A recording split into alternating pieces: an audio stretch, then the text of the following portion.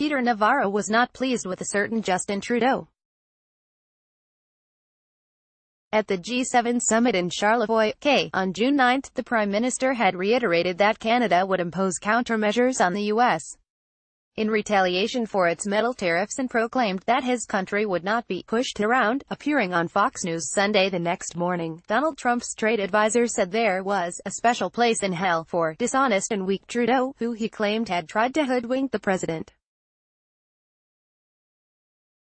A third intervention in this brewing rhetorical battle came from Bruce Heyman, U.S. ambassador to Canada from 2014 to 2017. On the Monday morning, he took to CNBC and called for an apology to the Prime Minister and the Canadian people.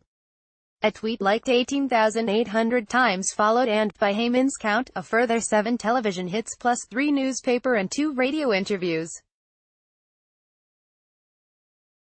On Tuesday morning, Navarro apologized, part of a broader walk-back of criticism of the Canadian government by the Trump administration.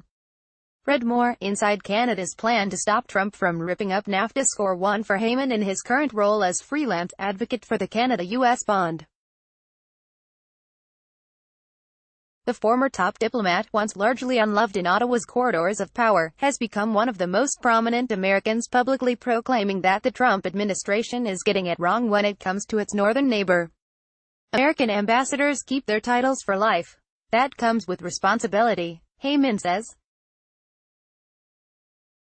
He also expressed his intention to be a voice of truth where there are lies, and a voice of light where there is darkness. Republican Senators Jeff Flake and Susan Collins were among those to oppose Trump's post-G7 line on Canada. Expressions of support from U.S. elected officials may not amount to anything. Trade policy belongs to Congress, but it has thus far been willing to defer to the administration. Canada doesn't have any vote in congressional elections, and the most important thing to a member of Congress is re-election, says Laura Dawson, director of the Canada Institute at the nonpartisan Wilson Center, based in Washington, D.C. Only when domestic constituents demand the lifting of these levies will Congress be compelled to act, she says. That may happen soon enough. The effect of the metal and other tariffs is just starting to be felt in Middle America, says Eric Miller, president of the Rideau Potomac Strategy Group, also based in Washington, D.C., and a former Canadian Foreign Affairs officer.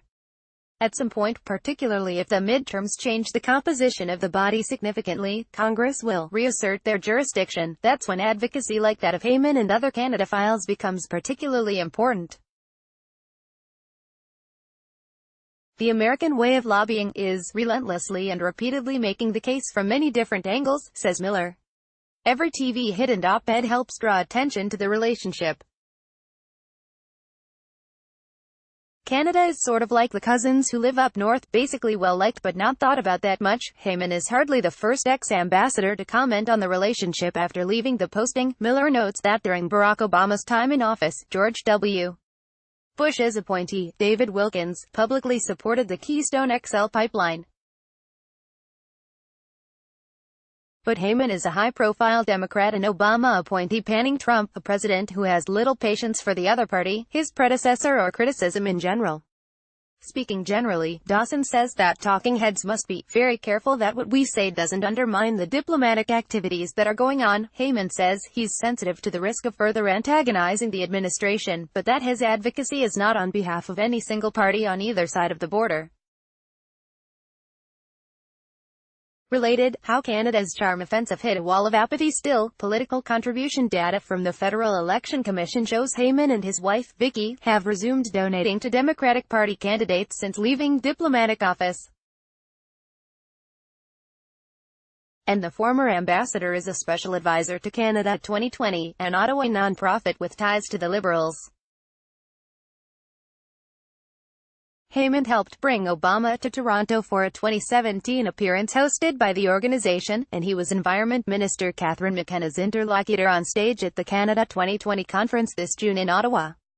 Other former top emissaries have monetized their knowledge of and concern for the bilateral relationship. Former Canadian ambassador to the U.S. Gary Dewar was retained by Alberta in 2017 to advocate on softwood lumber.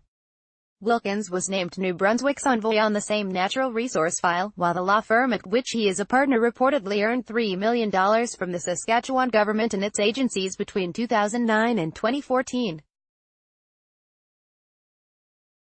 Heyman, who spent 3 decades as an investment banker in Chicago for Goldman Sachs, has no day job. He and his wife are spending pretty much most of our time on the U.S.-Canada file, he says. You have a very strong couple as advocates for the relationship. It's something of a volte-face for Heyman, who occupied a decidedly less favored place in Canada in the months following his arrival in Ottawa in 2014.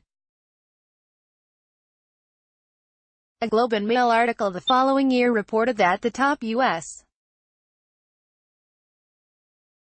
diplomat was having difficulty getting face time with then Prime Minister Stephen Harper and members of the Conservative cabinet. Among the irritants that prompted this cold shoulder was the Obama administration's reticence on Keystone.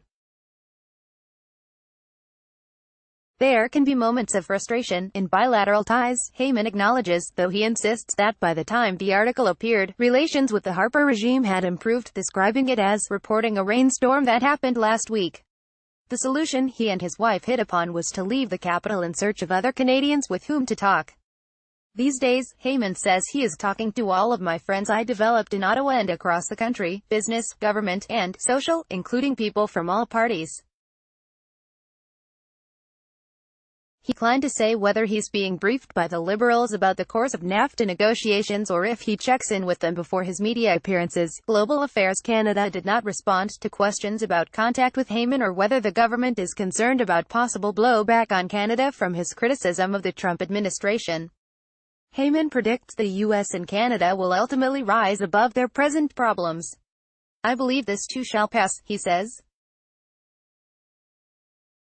If it's tempting to substitute this with Trump, well, the ambassador says he's concerned the situation gets worse before it gets better, considering the current disposition of the White House. A nation can't go get another new next-door neighbor, Heyman notes. For now, he's hoping Canadians can be patient with the one they have. More about NAFTA renegotiations.